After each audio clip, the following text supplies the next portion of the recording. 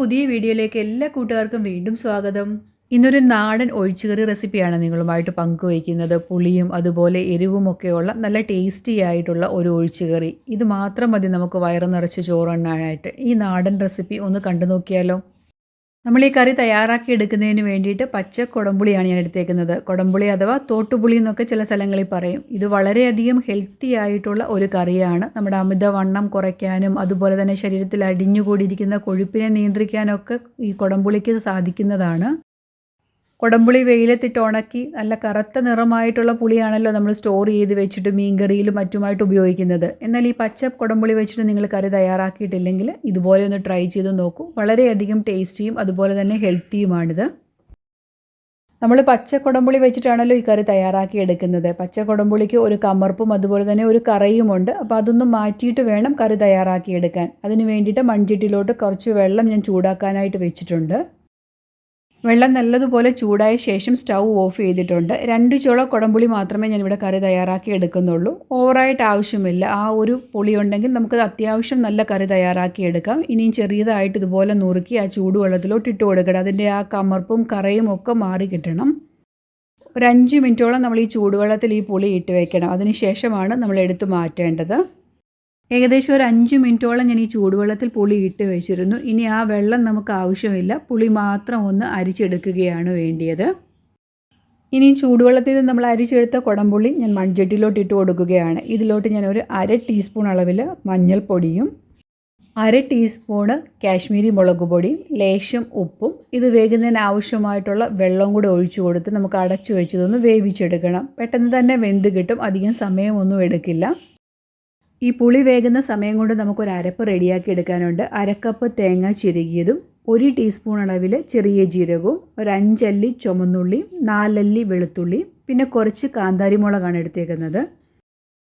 എരിവിന് ആവശ്യമായിട്ടുള്ള പച്ചമുളകോ അതോ കാന്താരിമുളകോ നമുക്ക് ചേർത്ത് കൊടുക്കാവുന്നതാണ്. കാന്താരിമുളക് ചേർത്ത് കൊടുക്കുമ്പോൾ കുറച്ചും കൂടെ നല്ലതാണ്. അതുപോലെ തന്നെ ശരീരത്തിലുണ്ടാകുന്ന കൊളസ്ട്രോളിനെയൊക്കെ കൺട്രോൾ ചെയ്യുന്നതിന് വേണ്ടിയിട്ട് ഈ കാന്താരിമുളക് വളരെയധികം സഹായിക്കുന്നതാണ്. അതുകൊണ്ട് ഞാൻ കാന്താരിമുളക് ചേർത്ത് കൊടുത്തു എന്നേ ഉള്ളൂ.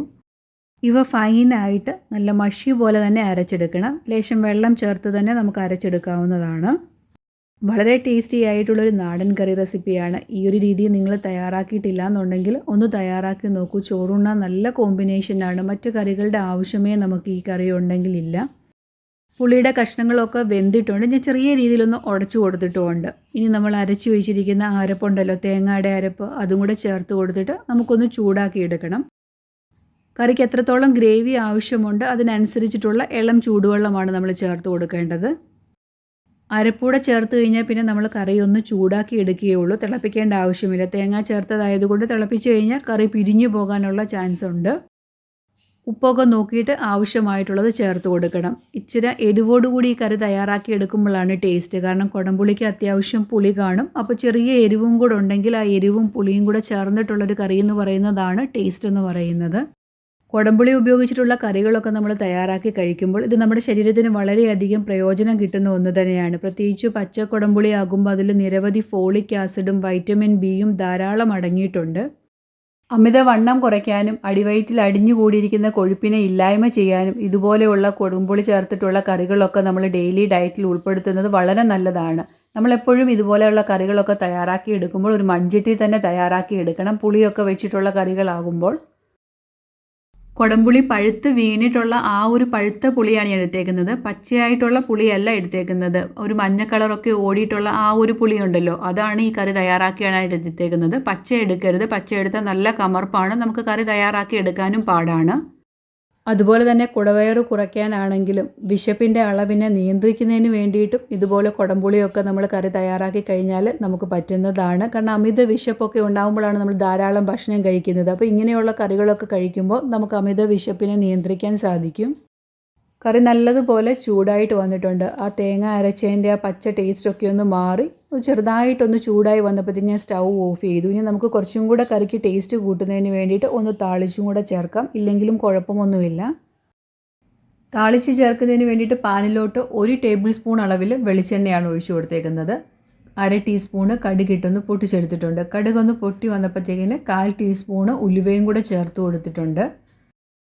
കുറച്ച് ചെറിയുള്ളിയും കൂടെ വട്ടത്തിൽ അരിഞ്ഞതും അതോടൊപ്പം തന്നെ കുറച്ച് കറി ലീഫും കൂടെ ചേർത്ത് നല്ല രീതിയിലൊന്ന് മൂപ്പിച്ചെടുക്കുകയാണ്. വെളിച്ചെണ്ണ തന്നെ ചേർത്ത് നമ്മൾ കടുക് വറുക്കാനായിട്ട് ശ്രദ്ധിക്കണം, എന്നാലേ കറിക്ക് ടേസ്റ്റ് കിട്ടുകയുള്ളൂ.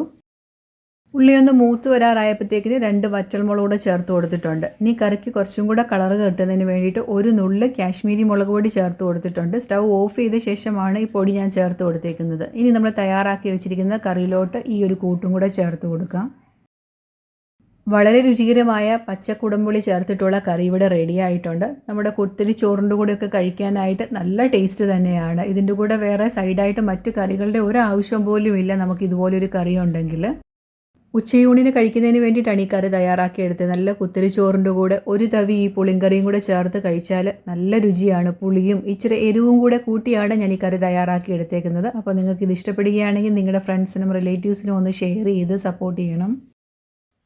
പഴുത്ത കുടംപുളിയൊക്കെ കിട്ടുമ്പോൾ തീർച്ചയായിട്ടും നിങ്ങൾ ഇതുപോലെ തയ്യാറാക്കി നോക്കണം. പുറത്തുനിന്നുള്ള വെജിറ്റബിൾസൊക്കെ ഒഴിവാക്കിയിട്ട് നമ്മുടെ വീട്ടിലുള്ള കുറച്ച് കാര്യങ്ങൾ വെച്ചിട്ട് ടേസ്റ്റിയും ഹെൽത്തിയുമായിട്ടുള്ള കറികളൊക്കെ നമുക്ക് തയ്യാറാക്കി എടുക്കാവുന്നതേ ഉള്ളൂ. ഇവിടെ ഞാൻ തേങ്ങ അരച്ചാണ് ഈ കറി തയ്യാറാക്കി എടുത്തേക്കുന്നത്. തേങ്ങ ഒഴിവാക്കിയിട്ട് മുളകൊക്കെ ചേർത്തിട്ട് വേണമെങ്കിൽ മുളക് കറിയായിട്ടും ഇത് തയ്യാറാക്കി എടുക്കാം. പച്ചക്കുടംപുളി വെച്ച് നമ്മൾ കറി തയ്യാറാക്കി എടുക്കുമ്പോൾ ഞാൻ ചെയ്ത പോലെ തന്നെ ചൂടുവെള്ളത്തിൽ ഒരു 10 മിനിറ്റെങ്കിലും ഇട്ട് വെക്കണം. അല്ലാന്നുണ്ടെങ്കിൽ അതിൻ്റെ ആ കറയും കമർപ്പും ആ കറിയിലുണ്ടാവും. അതൊന്ന് ശ്രദ്ധിച്ചാൽ മാത്രം മതി. അല്ലാതെ നമുക്കിത് കറി തയ്യാറാക്കി എടുക്കാം, വലിയ പ്രയാസമൊന്നുമില്ല. എളുപ്പത്തിൽ തന്നെ തയ്യാറാക്കി എടുക്കാവുന്നതേ ഉള്ളൂ. ഇന്നത്തെ കുഞ്ഞു വീഡിയോ നിങ്ങൾക്ക് ഇഷ്ടപ്പെടുകയാണെങ്കിൽ ഒന്ന് ലൈക്ക് ചെയ്യാനും ആദ്യമായിട്ട് വീഡിയോ കാണുന്ന കൂട്ടുകാരാരെങ്കിലും ഉണ്ടെങ്കിൽ ഒന്ന് സബ്സ്ക്രൈബ് ചെയ്ത് കൂട്ടാക്കാനും മറന്നു പോകല്. സബ്സ്ക്രൈബ് ചെയ്യുമ്പോൾ അടുത്തുള്ള ബെൽ ബട്ടണും കൂടി ഒന്ന് അമർത്തുകയാണെങ്കിൽ ഞാനിടുന്ന വീഡിയോയുടെ നോട്ടിഫിക്കേഷൻ നിങ്ങൾക്ക് കറക്റ്റായിട്ട് കിട്ടുകയുള്ളൂ. വീഡിയോ കാണുന്ന കൂട്ടുകാർ കമൻറ്റ് ഇടുന്നതോടൊപ്പം ആ ലൈക്ക് ബട്ടണും കൂടെ ഒന്ന് അമർത്തി സപ്പോർട്ട് ചെയ്യാനായിട്ട് മറന്നു പോകല്. പലപ്പോഴും കമൻറ്റ് കൂടുതലും ലൈക്ക് കുറവുമാണ് വരുന്നത്. അങ്ങനെയുള്ളപ്പോൾ വീഡിയോ കയറുന്നതിന് വളരെ ബുദ്ധിമുട്ടാകും. അപ്പോൾ നിങ്ങളുടെ ആ ഒരു സപ്പോർട്ടും കൂടെ ഉണ്ടാവണം. ഈ ഒരു രീതിയിൽ പഴുത്ത പുളിയൊക്കെ കിട്ടുമ്പോൾ ഒന്ന് തയ്യാറാക്കി നോക്കുക. ഇഷ്ടപ്പെടുകയാണെങ്കിൽ നിങ്ങളുടെ ഫ്രണ്ട്സിനൊക്കെ ഒന്ന് ഷെയർ ചെയ്ത് കുഞ്ഞു ചാനലിനൊരു സപ്പോർട്ടും കൂടെ തരാൻ മറന്നു പോകല്. നിങ്ങൾ ഇതുവരെ എനിക്ക് തന്ന സപ്പോർട്ടിന് വളരെയധികം നന്ദിയുണ്ട്. തുടർന്ന് നിങ്ങളുടെ സപ്പോർട്ട് ഉണ്ടെങ്കിൽ മാത്രമേ മുന്നോട്ട് പോകുവാനായിട്ട് കഴിയുകയുള്ളൂ. വീണ്ടും അടുത്ത ദിവസം നല്ലൊരു വീഡിയോയിൽ നമുക്ക് കണ്ടുമുട്ടാം. Thanks for watching.